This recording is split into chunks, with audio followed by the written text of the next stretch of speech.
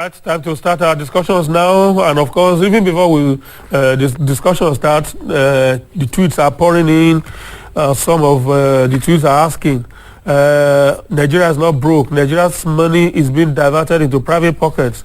Jahiro74 says, please, has the definition of being broke changed? If a country can't pay salaries of teachers, health workers, and all of that, what else do you say? All right, keep the tweets coming. We have experts here to do justice to the issue. Let me quickly unfold the guests we have for today. Dr. Emeka Okengwu is joining us for discussions. He's a development expert. Good to see you, Doctor. Thank you so very much for honoring our invitation. Joseph Abenawo, I got that right? He's joining us for discussions. Joseph is program coordinator, Open Society Initiative for West Africa, OSIWA. OSIWA is an international non-state actor. Good to see you. Thank you so much. Right. And of course, Tuji Awonusi, my very good brother, is a financial consultant. He's also joining us this afternoon to add his voice to these very topical discussions. Good to see you too, Tuji. Thank you very much for having me. Right. I'll go straight to the first question. Is Nigeria broke? We've listened to all the major actors. First, the governor started it. Individually, they've been grumbling simply because they cannot have enough to share from the federation account, and collectively they have not now come out, at least in two divides. The Progressive Governors Forum issued a very powerful statement in which they said the economy is sick. Individually, Governor Rotimi Amechi has been taking on the Minister of Finance, say the economy is sick. Just before the minister responded, the CBN jumped into the fray, say the economy is sick. And of course, some days ago, the Minister of Finance and the Coordinating Minister for the Economy was forced to jump into to make a quick response, saying there's nothing wrong with the economy. The federal budget is being implemented strenuously and all of that. Maybe we should listen to her first, so that we'll be able to take points from whatever she has to say in defense of the Nigerian economy, and then we'll take it off from there. Let's hear the Minister of Economy first, the Coordinating Minister of Economy and the Minister of Finance, Dr. Ngozi Okonjo-Iweala. We've been very forthright. Whenever there have been issues, I've come forward to say that, and no one has stopped me from laying out the issues. When we had cash flow problems, we said so. When we needed to have the budget amendment passed and so that we could pay salaries, we said so. Anytime there has been an issue on the finances, we said so. I'm here to tell you that the economy is running, the finances are there. Let me just give you 2 or 3 facts. Fact number 1, we paid 1.3 trillion naira out of 1.7 trillion that is needed for salaries and personnel costs. That's a fact. We paid 180 billion out of 248 billion for overhead. That's a fact. We've released 850 billion for capital projects, more than 95% of it cash backed. That's a fact. And 75% of it has been utilized already to do projects. Fact. You know, we are paying our bills, we've been paying oil marketers, we've been paying our debt, we've been running this country. You know, and I believe even the 75 billion that NNPC was owing to FAC, it has paid last week now, and that money has been shared across. They're saying that if there are any issues, you know, let us solve them. Nigerians are not paying us to shout on the pages of newspapers, you know, information that is not correct. They are paying us to solve real problems. I must say that some of the governors have been very supportive. Where they have had issues, they've come, we've sat down together under the auspices of the National Economic Council, or even with them in a committee to try and solve it. The oil theft problem, there's a committee chaired by Governor Duangan. We are working there to try and solve that. You know, all the other things that are happening, you know, we need to sit down. So I would not, people trying to talk the economy down for more than a year, and I didn't start just in the past 2 weeks. Go back, please, and read all the newspapers. This has been going on, and it's a systematic campaign to try and talk the economy down, say it's not working. The economy is working. We are not experiencing any shutdown here, like the US. We are not. The people are going to work. They are earning their salaries. Last month, people were paid on the 18th of the month. You know, they are going to be paid soon. That is going on. And any issues that the states have, we sit down and discuss them and find a solution bit by bit. We are paid to solve problems for Nigerians. And let us remember that the roads that they want built, money has been released, that work is ongoing. The rail they want repaired, it is being worked on. Somebody just talked about the Yapapa Ido line being restored. If the economy were moribund and all these things that are being said, which are factually incorrect, I invite Nigerians to please look at the facts. All right. The economy is doing well. That is a fact. All right. Let's also state some facts that the minister probably failed to state. It is a fact that ASU has been on strike for well over an academic semester now. That's a fact. It is a fact that Nigeria is exporting less crude. That's a fact. It's also a fact that less and less money is coming to the federation account. That's a fact. It's a fact that in some states, civil servants have not been paid for months. That's also a fact. What other facts do we need to put on the table? Well, the fact we also need to put on the table is that there's a difference between being rich and being wealthy.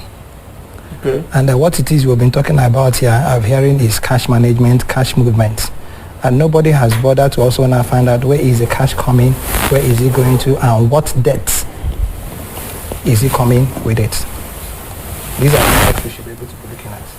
And in trying to look at these facts, I think we need to all educate ourselves on what it is you might be able to define as sustainable development. Because there are 5 major components. 5. Of what you call development capital. Okay. Because the moment you understand development capital, it can be able to put everybody in the proper frame of mind to be able to now pigeonhole where the Nigerian economy is standing. Okay. Can you take us through this? Yes, I will. 1 is what you call your financial capital. Okay. 2 is what you call your produced capital.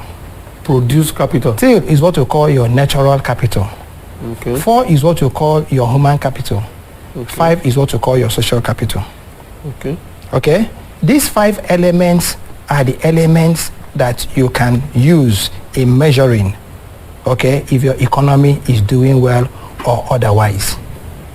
Because a lot of people do not also know, because I'm sure that why I'm trying to just create this mode is for us to also know, because I know part of what we're going to be discussing is the rising debt profile of Nigeria. That will be. Now, I also want to say to you that as we speak now, the United States of America has about 16 trillion as its debt. Yeah. Japan has about 10 trillion as its debt. Suppose with their GDP. But if you now juxtapose or link these debts into these 5 elements that I've mentioned about, you find out that it now becomes capital. It now becomes cash that can be backed by programs and events. So in trying to talk about Nigeria, Benga, I want us to please, you might have to allow me to be able to take us as we are progressing, because I want to juxtapose what's happening now to our aviation sector. I want to link our rising debt profile and our dysfunctional, as it were, as people are saying, in the past 1 year. The minister herself had said that she agrees that our growth has not been inclusive.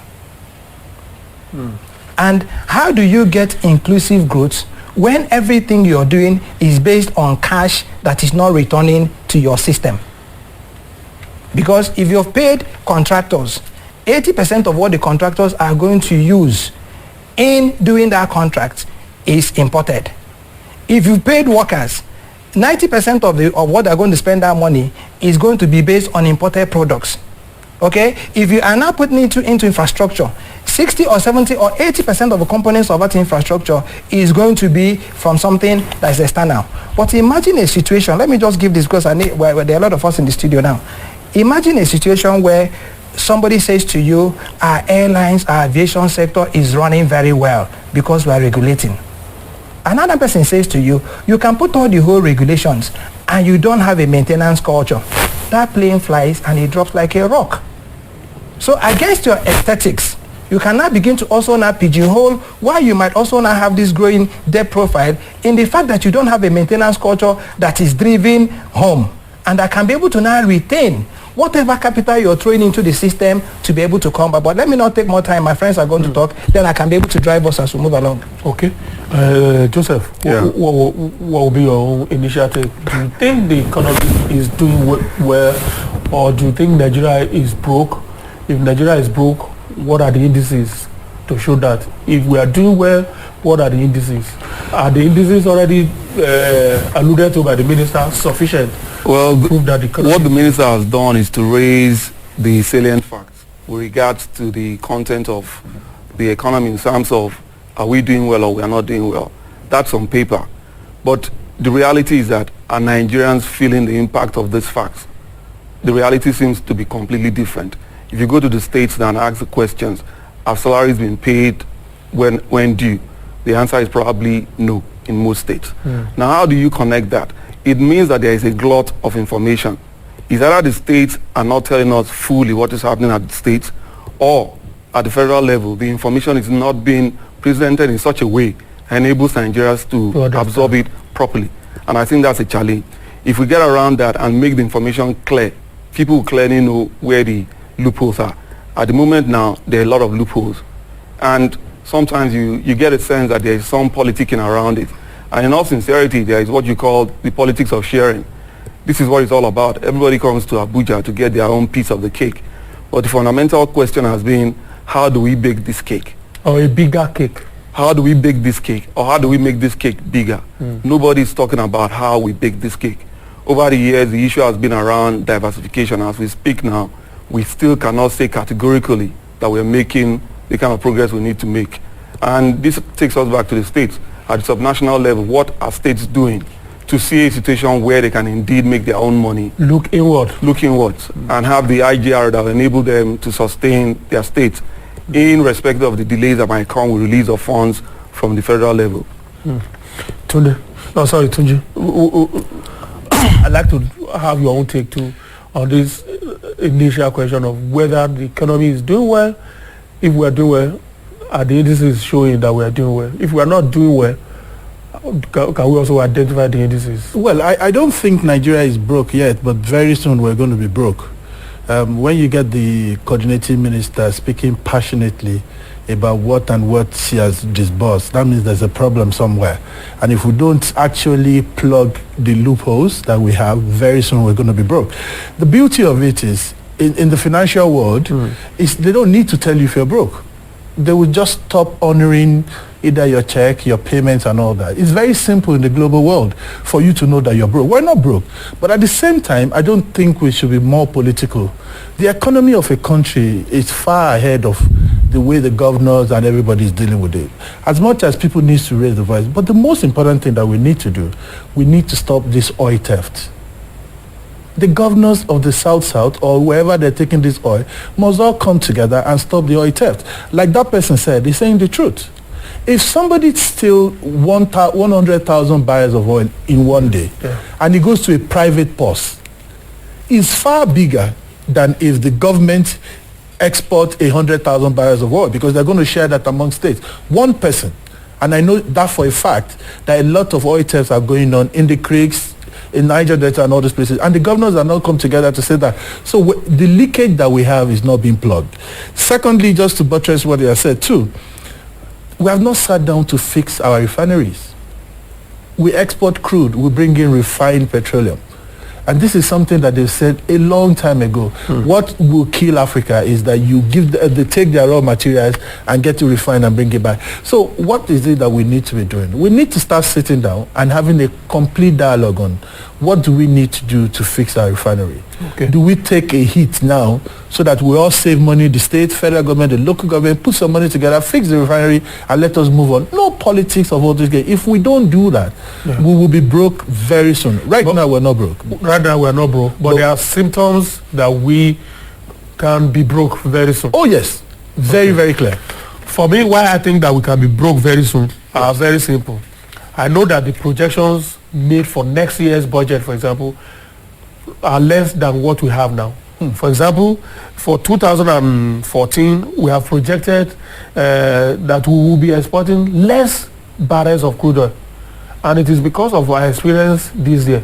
Because we're already exporting less than what we projected. So the projection for next year is less because we may not be able to tackle the problems of oil theft, which I'm told has become more of an industrial theft than individuals stealing in jerry cans and all of that. We now use vessels, mother vessels and daughter vessels to steal crude and all of that. But we'll come back to that.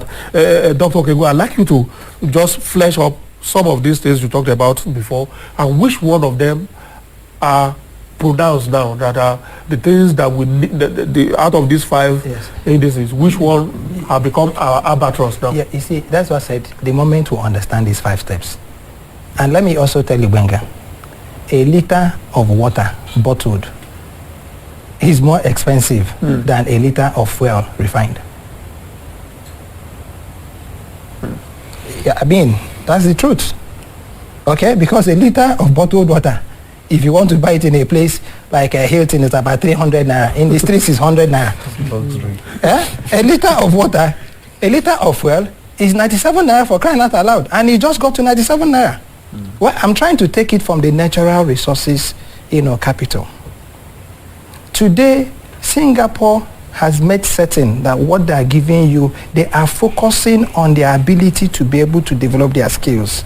They don't have crude, but they have the largest number of refineries. They are exporting skills. Exporting products they don't have. They are exporting skills and technology. Look at us in this country. I had gone to a place to say to them, in 5 of my fingers, I can be able to raise for our country at least $200 billion using only 2 natural resources that we have and selling them in situ value, coal and iron ore. Now, but let me get to it. You have an aviation sector. Why I'm insisting on the aviation sector is that all of us die each time a plane comes down in this country. And everybody who comes to begin to either say for or against, should be able to first and foremost say to those souls that had, it could have been me, it could have been you, it could have been any of us. Can I tell you this? The typical operating cost of an aviation business has, between the MRO services and the aviation fuel, taking at least 70-something% of the whole 100% of operating cost of the aviation sector. Now, we do not have one aviation fuel production facility in this country. We do not have one aviation maintenance, repairs, overhaul facility. Uyo had done one. We are trying to now talk about how we can be able to now tie capital and retain it here. What it means, Benga, is that every plane that comes in here is flying on foreign fuel. Every plane that comes in here is dependent on foreign maintenance. And these things don't come cheap. Okay? Imagine a situation where you are able to get a group like ARIC. I don't know who they are, but ARIC has shown a lot of presence vis-a-vis its fleet. To say to ARIC, is it possible for us to get you to sit down with the Akwa Ibom state government and get government to be able to now insist that this Akwa Ibom MRO facility will now be increased to world standards, and every plane in this country goes in there for maintenance. That way, if you're going to fly into, you must be able to give us what they call OEM certification to be able to open up your aircraft. This is why, Benga, we are taking the embryo engine to Brazil.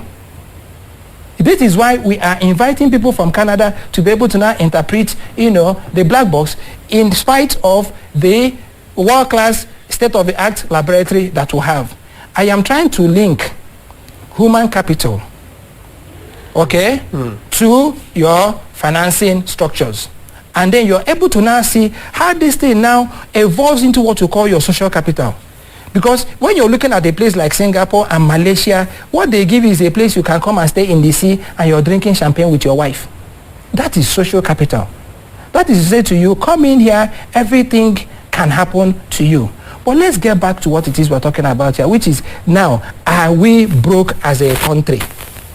Anybody who does business, who is a good business person, knows that you do business based on 2 financing structures. One is debt, the other one is equity. when you do your debt, financing, and you don't have what you call, a clear return on investments program, what it is you're going to get is that the person who's giving you the money is going to say to you, give me guarantees that are worth 1 million times in value of what it is I am giving to you.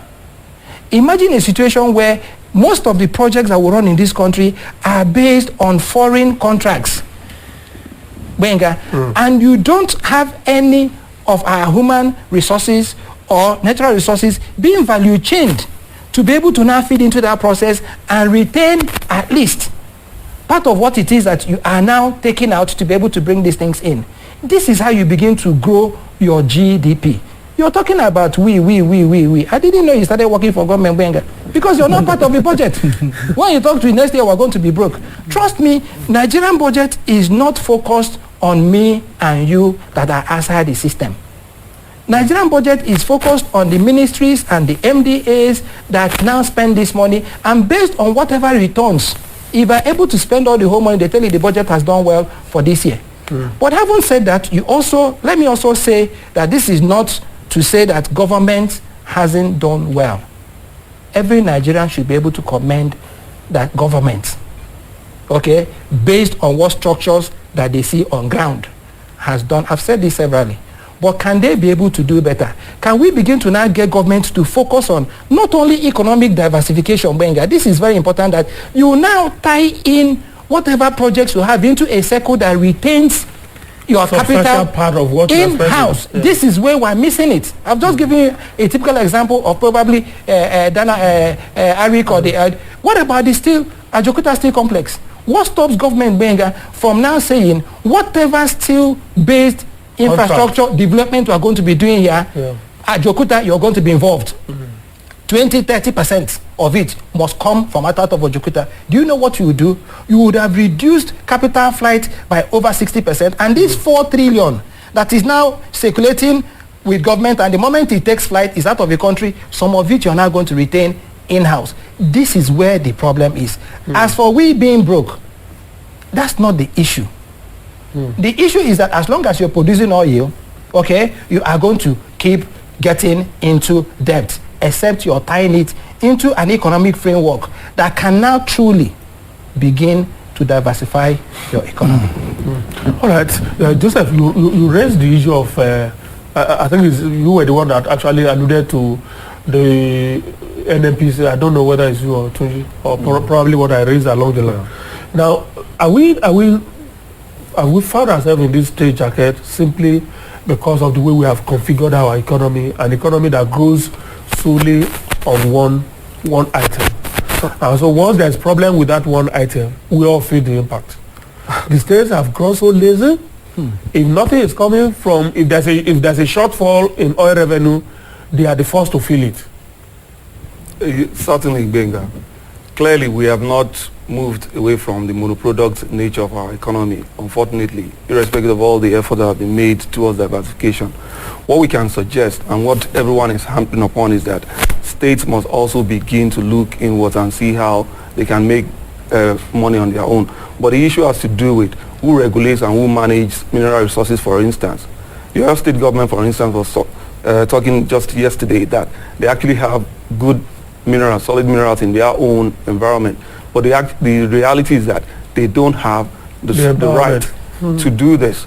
So there's a suggestion that at least let the solid minerals development, let a portion of it go to the states. Let them also generate some resources from this. Ultimately, when they do that, they can begin to divest and free themselves from focusing only on the federal government.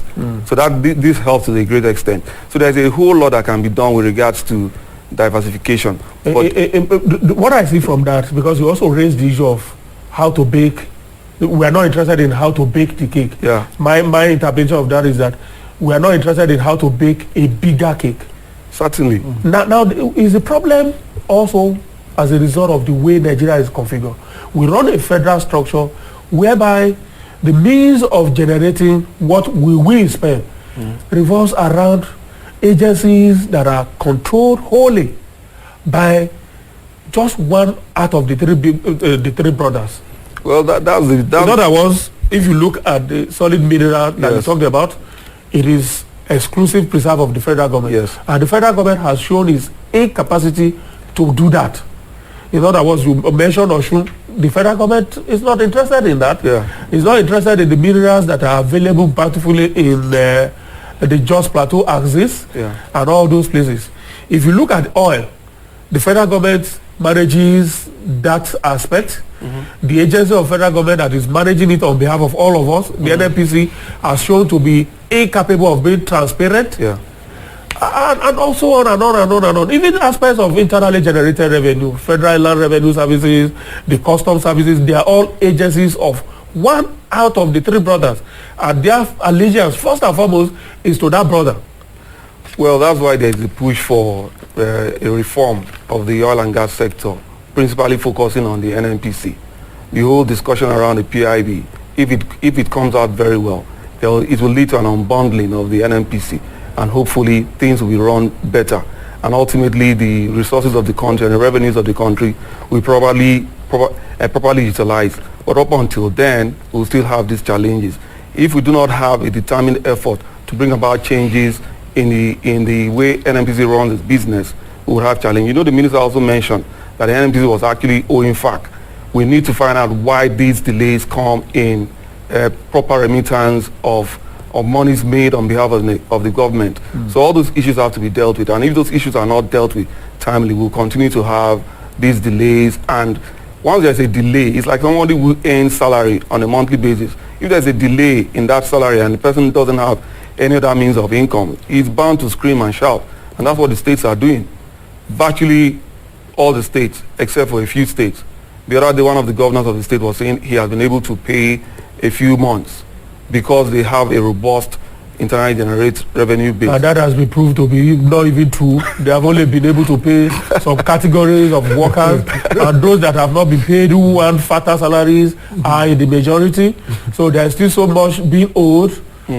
But you see, there's a link to all this that Doctor was saying. The whole thing about human capital development. You can imagine. I'm trying to see how we can link all of the challenges and the posters that I've raised, how to link it to all the 5 issues that it raised. Certainly, you look at the reality on ground. Our students are home for up until over 100 days now, or close to 100 days.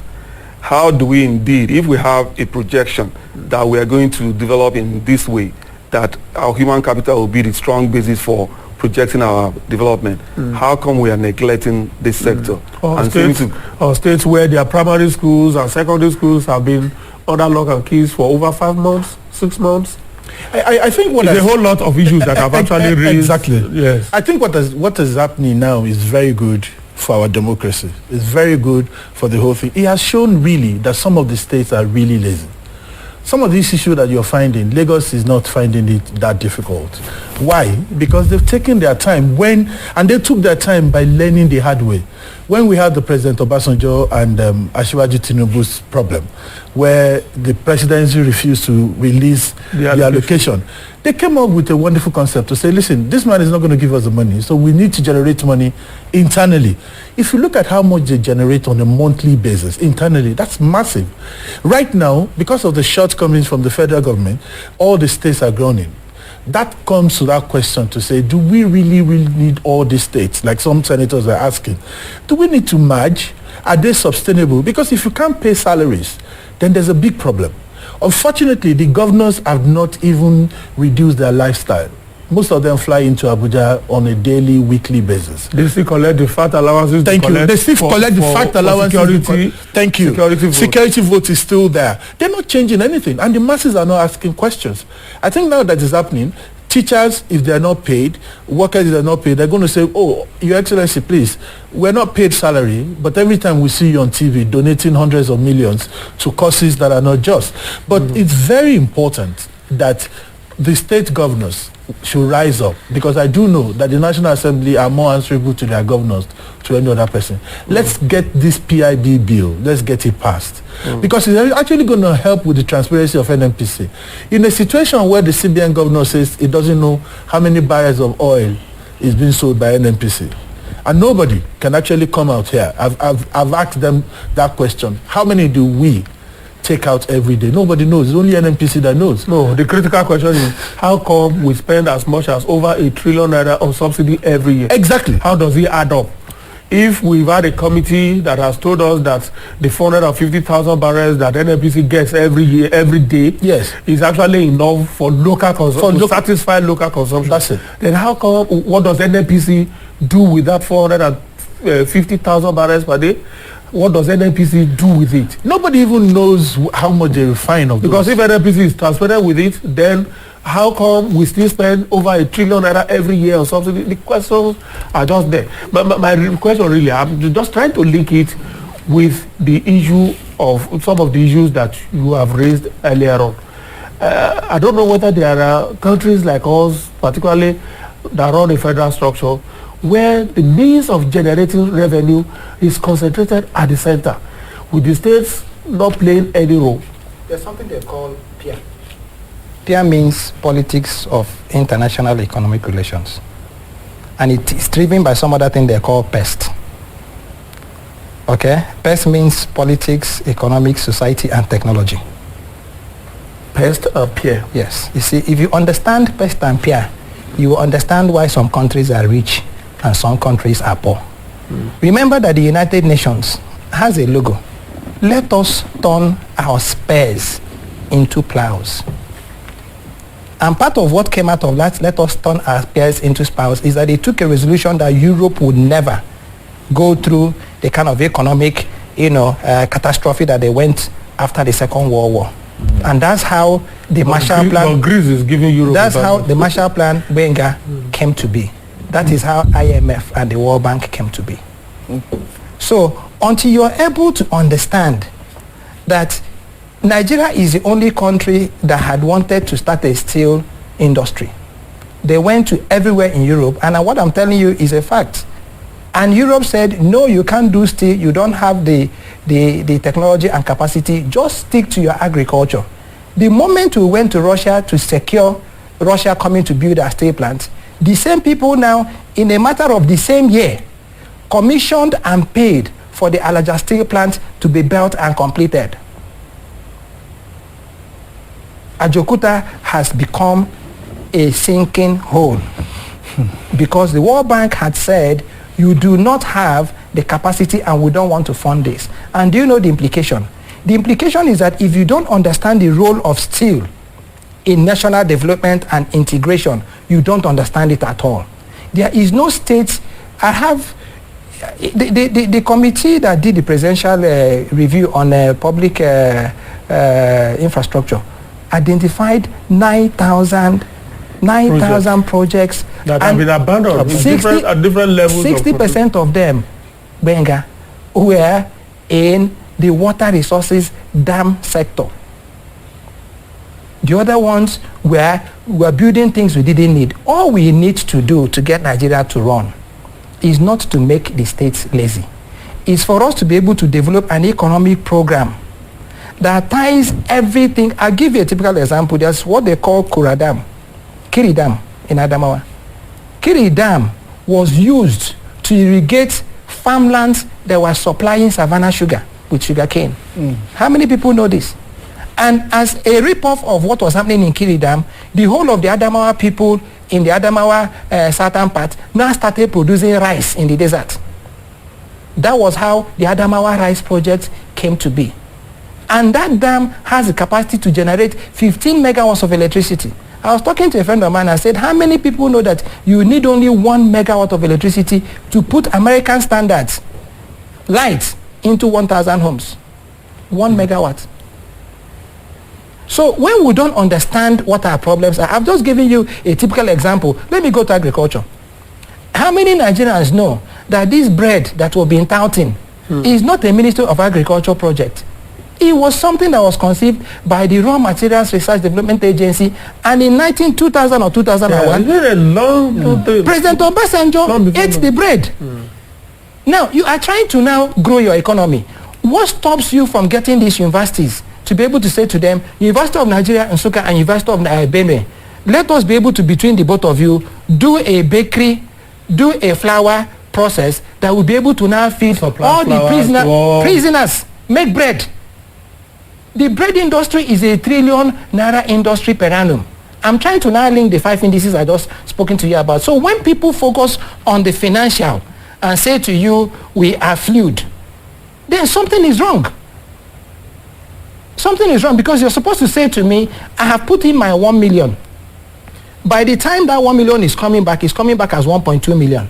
By the time the 1.2 million is coming back, and this is how I am now growing, because I am growing my human capital, I am growing my social capital, I am growing my natural capital, okay? I am now also now growing my ability to be able to, first and foremost, most importantly, any day you have new cameras now, do you know what you guys are going to do? You will need to go back to Sony. If they say to you they're selling it for $2 million, you either buy it or you won't get on air. Now, what has government done to be able to say to AIT, we are going to make certain that your own might not be Sony? Benga is a very popular Nigerian. Can we call it Bengus?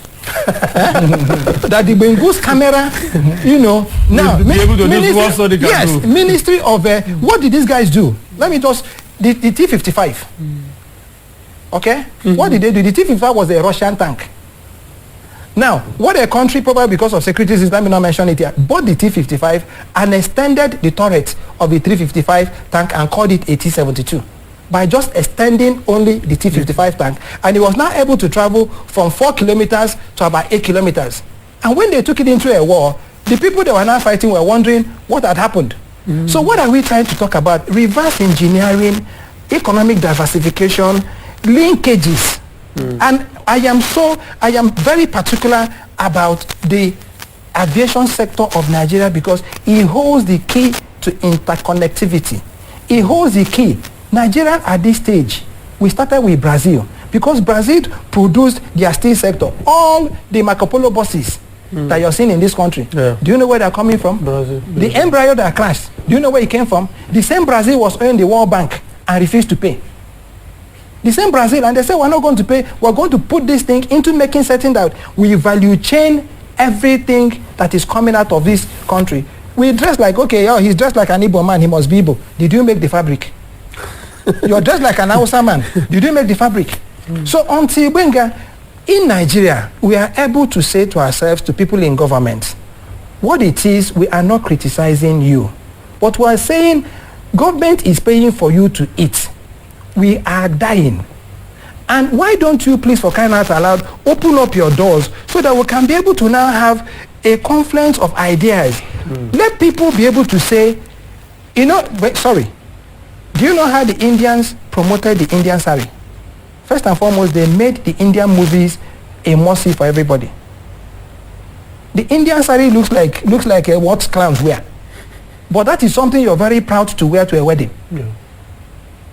Okay? Now, there is no But I think we're doing very well in that regard. Three of us here now. Let us use ourselves as an example. Well, he's wearing a Nigerian fabric. This is Indonesia, no? This is Indonesia, no? No, this is Ankara. This is Indonesia. This is Wudin. It's not Nigeria. It's not Nigeria. This is Wudin. How do you know? No. But the truth is, a lot of Nigerians are wearing Ankara now. Made by who? Made by Chinese. Some of them are made in Nigeria too. No. It's just that we know that most of those factories are not working. But having said that, I do agree with you to a large extent that there's a need for us to start looking inwards and start developing. Because my worry really, Joseph, is that whenever we are hit by the reality of doing the wrong things or traveling the wrong route, development is what is the first impact. For example, I've looked at the capital project for this year. I compared it with the capital projection for next year. The capital projection for next year is less, whereas recurrent is more. The area that will affect you and I is the one that is taking the first brunt. Because we already assume that we will have less money next year coming from our mono economy, the mono source, which is oil, and so we are going to have less budgeted for capital, things that will affect you and I. And it cannot be so. But you know, the reality is that there isn't a determined effort to cut down the cost of governance. especially because we have seen that as not an option. That's right. Already we set up, the Jonathan government set up a committee that suggested, the Orosanye committee suggested how to cut down government. Certainly. After setting up one white paper committee or the other issues of corruption came in, that the agencies that have been recommended for scrap were able to rake up money and were buying committees that were recommending them to be scrapped. And all of that, we have set all of that, we have set it aside. We have not seen it as an option. The only option government is taking is that, okay, instead of spending more money on dams, spending more money on building roads and building infrastructure, we said, no, let's reduce what we are going to be spending on all of that. Is that the option? Is that the way to go? Certainly not. It's not the way to go. But clearly, again, we need, like he has emphasized, there is a need to build the connectivity between available infrastructure. The Adamawa example, for instance, is one big one. But again, we need to also emphasize that the fact that capital projects in Nigeria, the major ones, are actually implemented by government creates a big challenge. Once there's a delay in implementing those projects, everything else that's supposed to benefit from it comes down.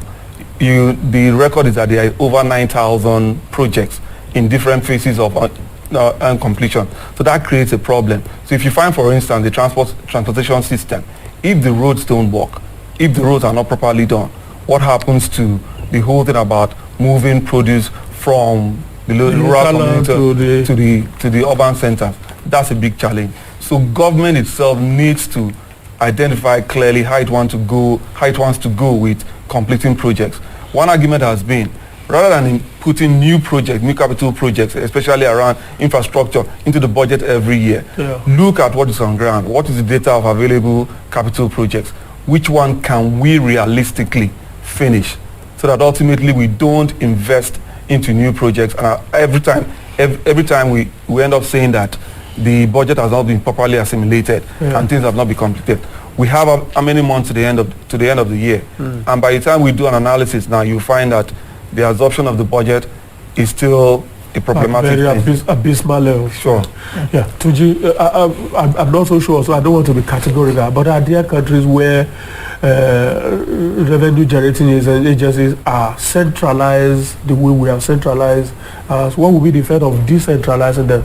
For example, make the states that are the federative units to play more role in the revenue generation rather than make it a federal thing.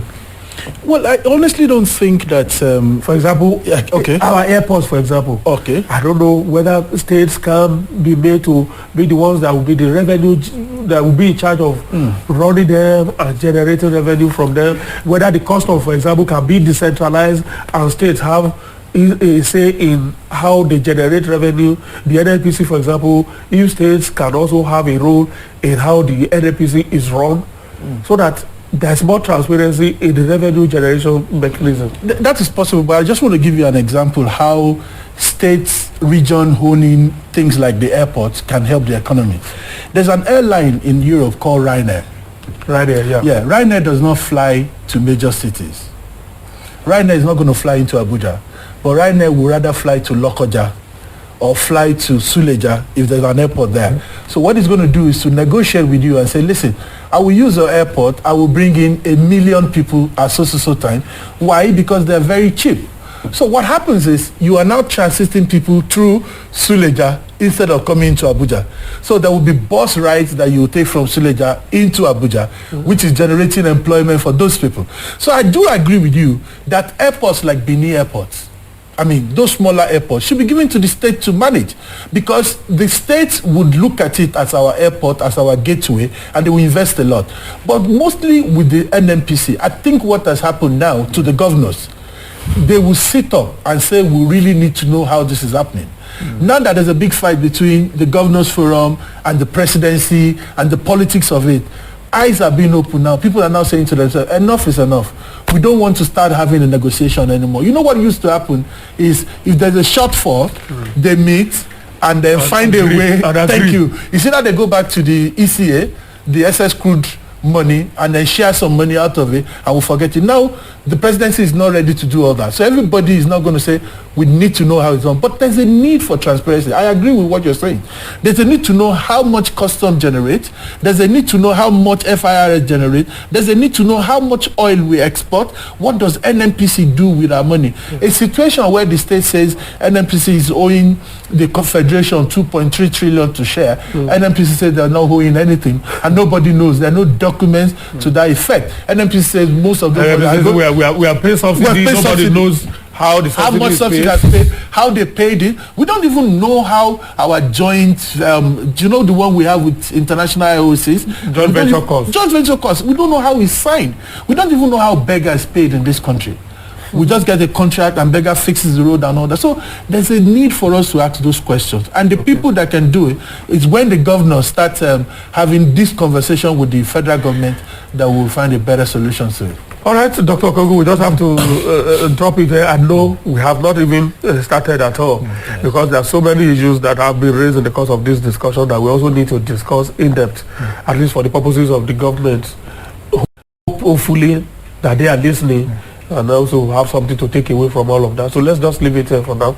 Thank you so much. Dr. Emeka Okengwu is a development expert. He has joined us today as we looked at the Nigerian economy yet again, taking a break from discussions since the beginning of this week on the national cover. Thank you, sir. We appreciate your time. Dr. Okengwu has been joined in the discussions by Joseph. I've forgotten the name again. Amenawo. Joseph is the program coordinator, Open Society Initiative for West Africa, OSIWA. That's as different from Open Society Justice Initiative. We're all members of the same George Soros family. No, not just Soros, sorry. It is. You're right. Okay. Open Society Foundation. Yeah, thank you so much. I appreciate that. That's to show you that I know a little bit about it. Thank you so much, Joseph. I appreciate your time. And of course, Tunji Awodusi is also a financial consultant. He has also found time to join us today. Thank you, sir. Thank you very much for having us. Thank you for investing your time with us. So much tweet, so many tweets already pending. Oh, don't worry. You know that we always find a way of accommodating all of that.